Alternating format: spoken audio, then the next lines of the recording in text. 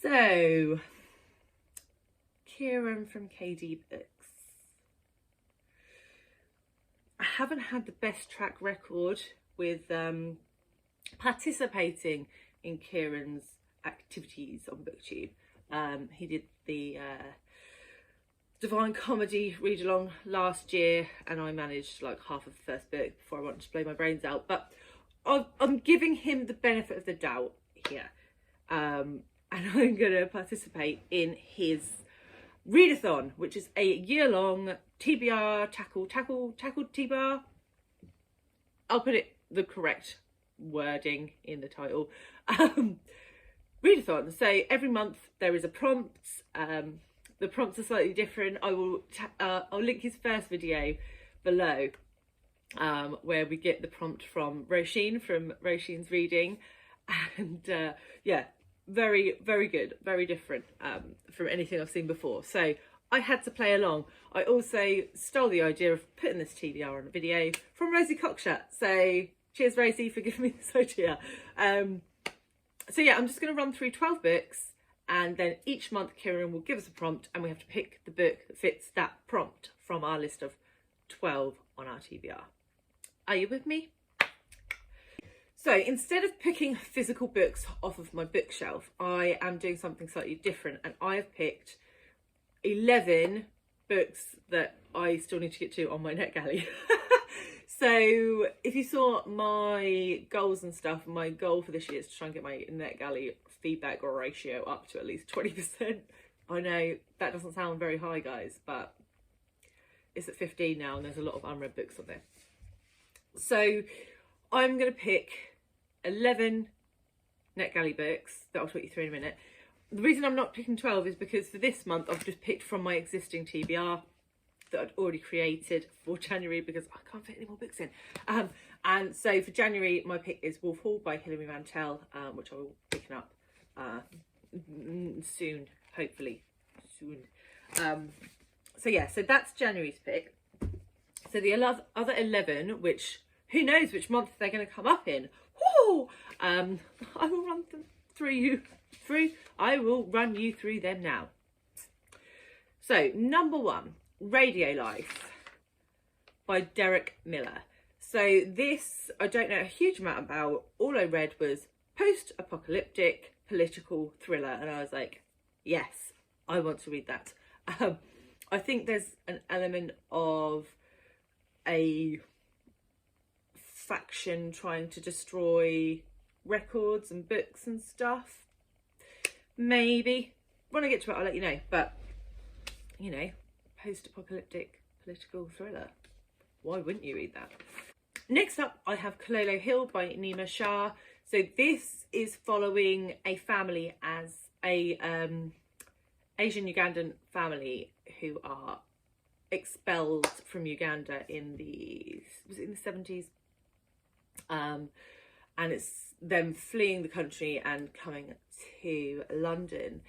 And I read We Are All Birds of Uganda last year by Hafsa Cyan and really enjoyed it, and I would very much like to know more about the time period, so I am going to pick this one up at some point this year. Next up we have An Ordinary Wonder by Buki Papillon.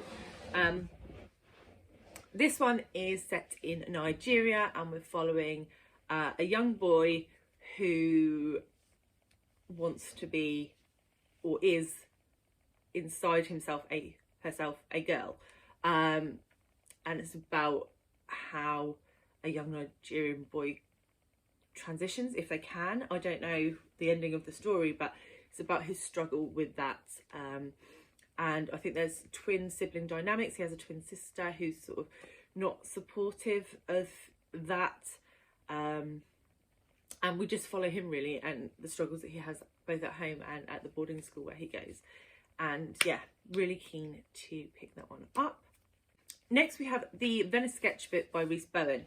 This is a World War II historical fiction. It's a dual timeline where we have a granddaughter who goes to Venice to scatter her grandmother's ashes at her behest, and when she's there she sort of discovers this life that her grandmother had in Italy in the Second World War, and love and secrets and all those sorts of wonderful things.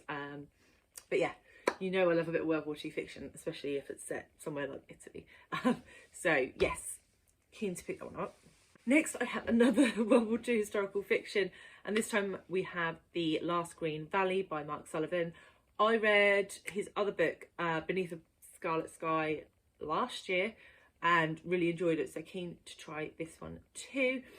And this time we're following a Ukrainian family who are basically stuck between staying in Ukraine as Stalin's forces invade and running the risk of being sent to work camps in Siberia and that sort of thing, or running with the Nazis and all the implications that come from that. So really stuck between a rock and a hard place between Russia and Germany, and it's their story. And I don't think I've read anything from a Ukrainian perspective before. Obviously Mark Sullivan is not Ukrainian himself, but it sounds like a really interesting story, a really interesting perspective. So that's going on the list. Next up we have Blackwater Sister by Zen Cho, and this is Malaysian contemporary fantasy. Again, that's all I needed to read to be like, yes, I want to read that. Plus the cover is beautiful. And I think it's just full of ghosts and gods and mediums and family secrets. And yeah, I think the main character moves back to Malaysia when life doesn't work out in the West. And then her grandmother brings her into the spirit world or something along those lines. But sounds brilliant. Can't wait to try that one. Next up, we have one that was actually on my December TBR and I didn't get to, and that is She Who Became the Sun by Shelly Parker-Chan. Obviously, this has had loads of hype on booktube. Basically, a fantasy retelling of Mulan, I believe. But I really love books that are set in like South Asia, Southeast Asia. And I really enjoyed The Poppy War when I read it last year, and this has given me similar sort of vibes. So yeah, very keen to pick this up and see if it is worth the hype. Next up, I have a translated book, and that is Waiting for the Waters to Rise by Maryse Conde. And this one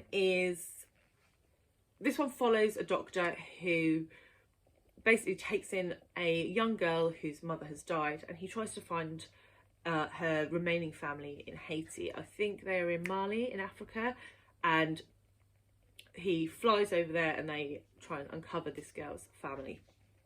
Sounds really good. I believe it's translated from French, and yeah, really want to get to it.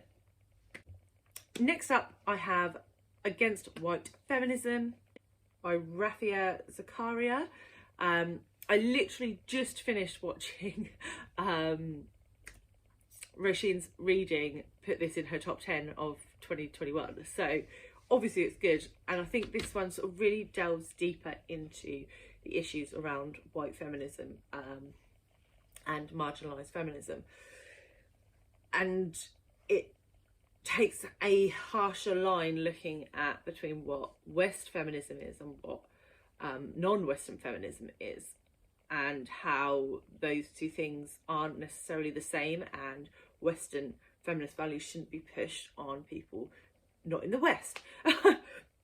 It sounds a simple concept, and yet it doesn't happen. So yeah, very keen to see what that is like.